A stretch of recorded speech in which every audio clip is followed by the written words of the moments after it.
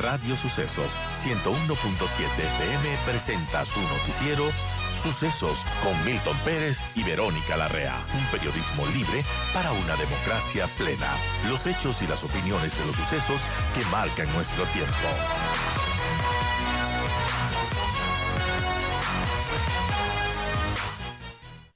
Vamos a hablar acerca de otros temas que también, bueno, nos tienen pensando, ¿no? De qué va a pasar este 2023 con las seccionales del próximo año.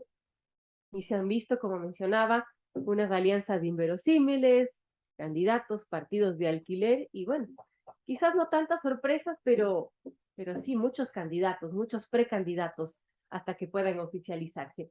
Y por ello hemos invitado para analizar todo este panorama político con Andrés Campaña, él es analista político, PhD también. Y bueno, gracias Andrés por estar con nosotros, bienvenido. ¿Cómo vemos las próximas elecciones seccionales, Andrés? ¿Qué es lo que podríamos comentar, rescatar? Y bueno, hay más de lo mismo, hay novedades. ¿Qué cree que sucede en estas seccionales del 2023? Bienvenido. Buenos días, querida Verónica. Un saludo muy especial a quienes conforman este prestigioso medio de comunicación como es Radio Sucesos y un abrazo muy afectuoso a la... En efecto, nosotros estamos a vísperas de un proceso electoral que es sumamente importante porque se van a renovar los prefectos y viceprefectos de 23 provincias, 221 alcaldes, miles de concejales y miles de juntas parroquiales rurales. En total, el CNE ha informado que se van a elegir a más de 11.000 autoridades a través del sufragio. Es un proceso que tiene unas dimensiones sumamente importantes. Ahora bien, hay que manifestar también que existen pasos previos para este proceso electoral y precisamente en esta semana culminó dos fechas importantes. La primera es los procesos de democracia interna, es decir, las famosas elecciones primarias, sean estas abiertas o cerradas, o elecciones representativas a través de las cuales cada organización política eligió a sus candidatos. Y la segunda, el cierre del proceso de inscripción de registro de las alianzas electorales. En el caso de la fecha de cierre de las alianzas electorales, fue precisamente este día domingo. De tal forma, organizaciones políticas y sujetos políticos a nivel nacional en este momento se encuentran preparando la información para poder subir al sistema generado por el Consejo Nacional Electoral y para que a partir del 21 de agosto sean las inscripciones de las candidaturas. Bien, eso es lo que se conoce. También se ha mencionado que este 10 de agosto se conocerán las alianzas políticas para estas elecciones. Así al menos lo ha anunciado Diana Tamain, presidenta del Consejo Nacional Electoral. Decía que tendrá la lista de todas las alianzas entre organizaciones políticas, movimientos que participarán en estas seccionales del 2023. Y bueno, eso es lo que se conoce en cuanto al proceso electoral en sí, pero ahora, ¿qué podemos decir respecto a todo lo que se ha venido dando, Andrés, respecto a, bueno, camisetazos, quizás, alianzas que creíamos inverosímiles, partidos de alquiler, políticos de alquiler, y muchos candidatos en donde quizás no sé si es que haya una propuesta, pero o una ideología definida, o quizás las ideologías ya no importan en estas elecciones. ¿Usted cómo ve ese panorama para los electores, sobre todo, y también del sistema político? ¿Qué está pasando para que suceda lo que estamos diciendo, ¿no? El sistema político, el sistema de partidos, tiene un problema que viene arrastrando desde años atrás, desde mi punto de vista, y es la participación de los llamados independientes.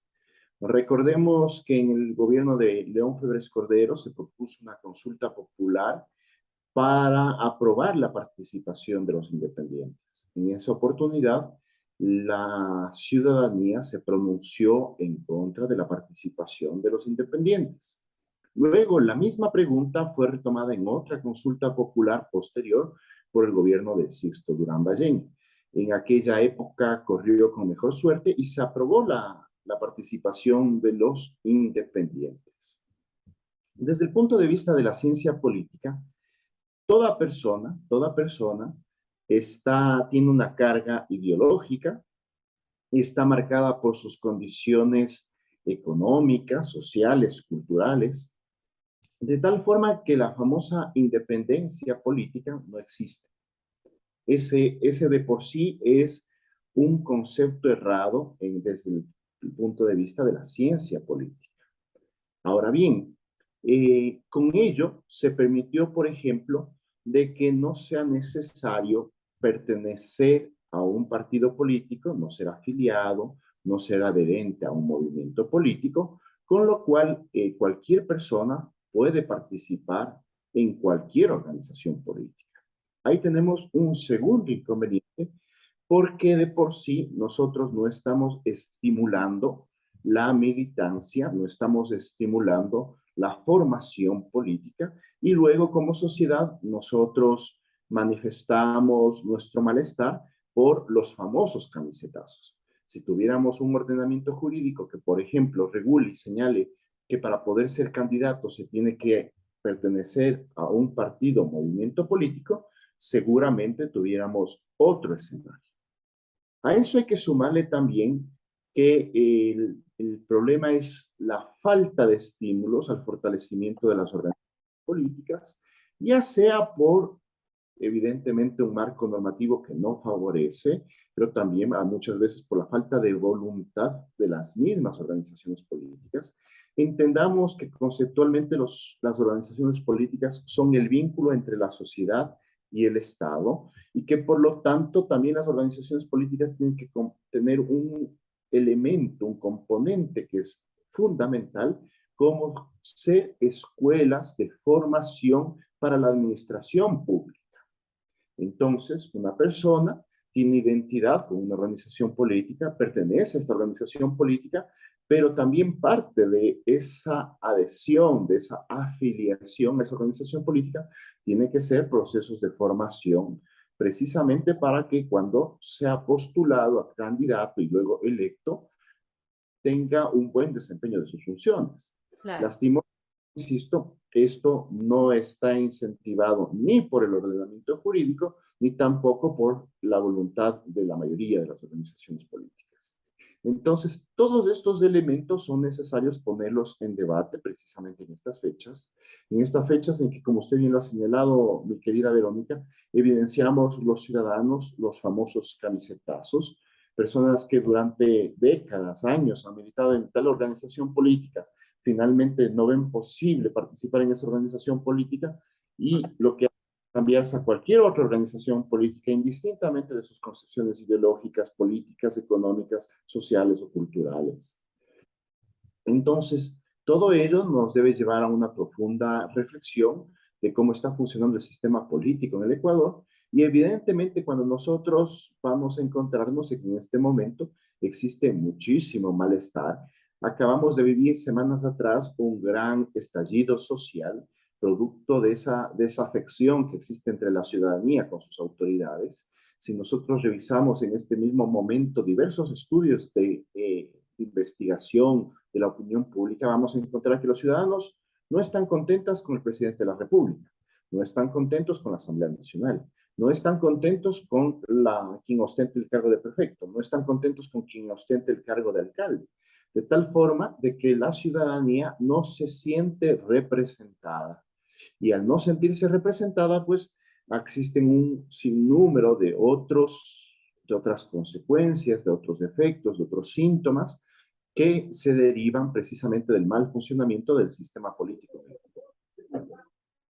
Bien, amigos, son las 7:30. Estamos conversando con Andrés Campaña, analista político, y bueno, sobre qué nos espera a los ecuatorianos en estas elecciones del 2023, en donde se han visto pues unas alianzas variopintas, donde las ideologías poco importan. También ese tema de las elecciones primarias que mucho se ha dicho, sí, son algo que deben hacer los partidos, pero que quizás quedan como un mero show porque, bueno, al final no hay esa formación de los políticos, no hay una escuela de jóvenes políticos, por ejemplo, y Y normalmente lo que sucede es que los partidos, los movimientos tiran de los más conocidos, de las figuras de pantalla, de gente de farándula, del fútbol, etcétera.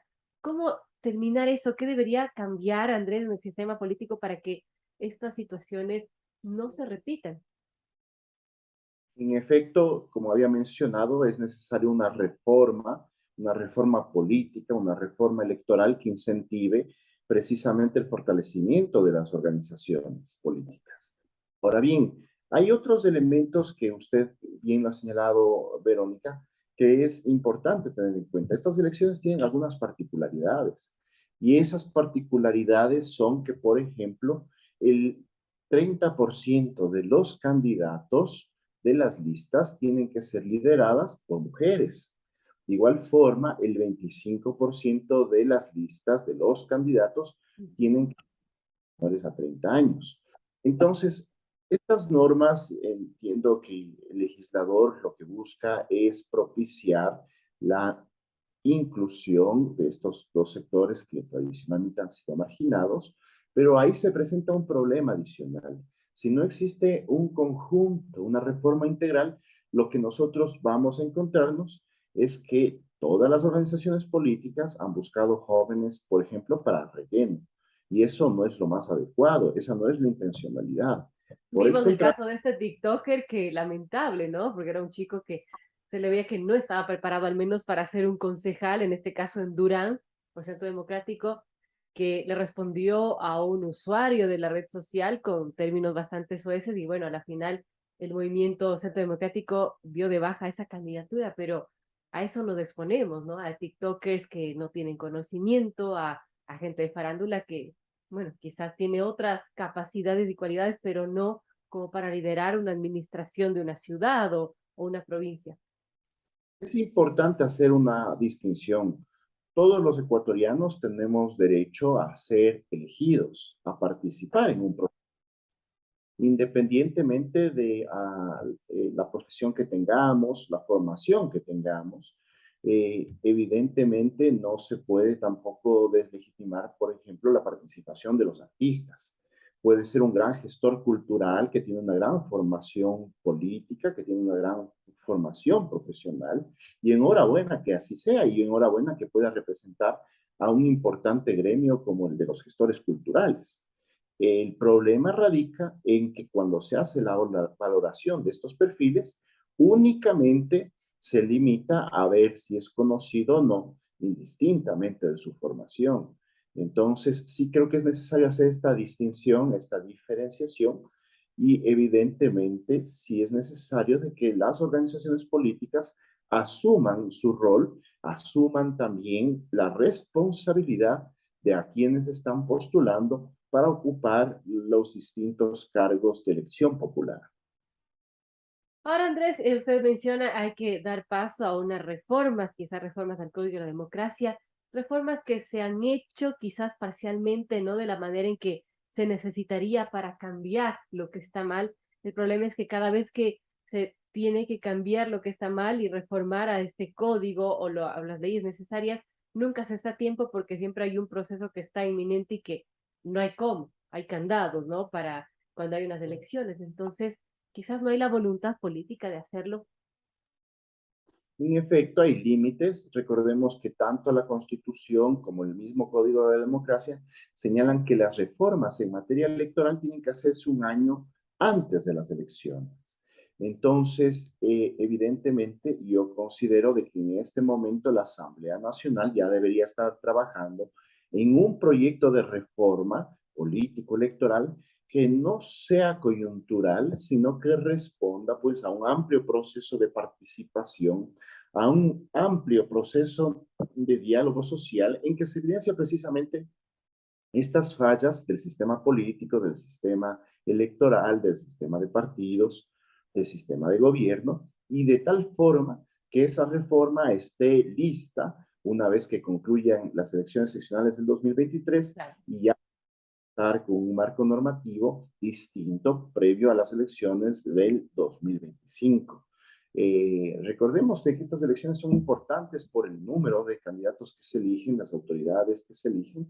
Sin embargo, Evidentemente son trascendentales las elecciones del 2025 porque ahí vamos a elegir a la principal autoridad del país, como es el nuevo presidente o presidenta de la República, quien va a ser quien ejecute la política pública y por lo tanto quien oriente los caminos del país los próximos 4 años, de tal forma que la aspiración que tenemos nosotros como ciudadanos, que tenemos nosotros como analistas políticos, es que ojalá desde la Asamblea Nacional ya se esté gestionando, tramitando esta reforma tan importante para tener un sistema de político sustancial. Un sistema que, bueno, es necesario, importante y que no se ha reformado de la manera adecuada, al menos no a tiempo. Amigos, 7:36 dialogamos con Andrés Campaña, analista político por la Universidad Complutense de Madrid. Estamos analizando justamente el panorama y lo que nos espera a los ecuatorianos en estas elecciones seccionales del próximo año de febrero del 2023.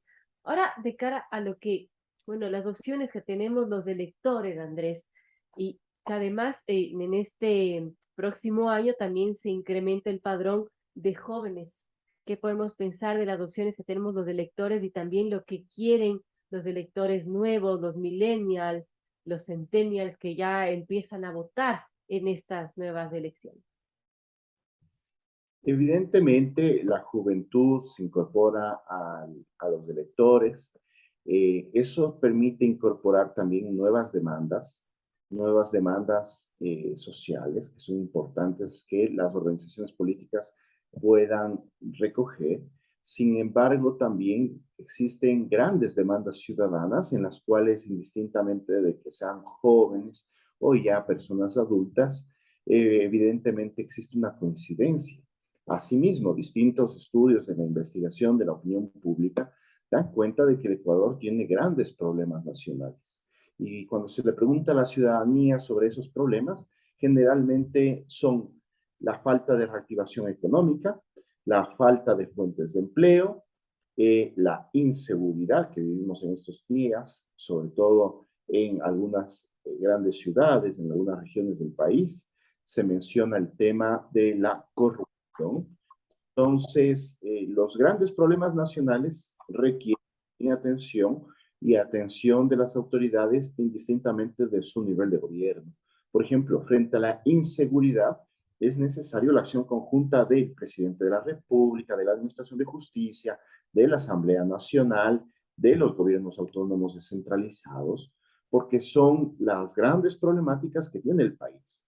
De tal forma de que los ciudadanos lo que esperamos es precisamente de que exista esta posibilidad de procesar estas grandes demandas. Y creo, dicho sea de paso, de que uno de los grandes problemas de la falta de apoyo a la gestión gubernamental, de la pérdida de credibilidad del presidente de la República, Guillermo Lasso, es la incapacidad de haber resuelto precisamente estos grandes problemas nacionales e incluso la incapacidad de establecer un gran diálogo nacional para poder buscar alternativas frente a estas demandas ciudadanas.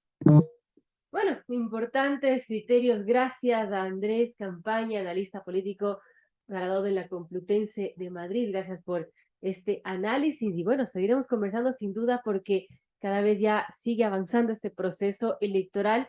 Hoy se conocerán oficialmente todas las alianzas y bueno, veremos ya los candidatos que ya algunos se están definiendo, otros todavía no, pero pronto lo sabremos. Así que seguiremos conversando sin duda, Andrés. Gracias por este análisis. Muchísimas gracias, Verónica. Un abrazo afectuoso a quienes conforman Radio Sucesos y sobre todo a nuestra audiencia.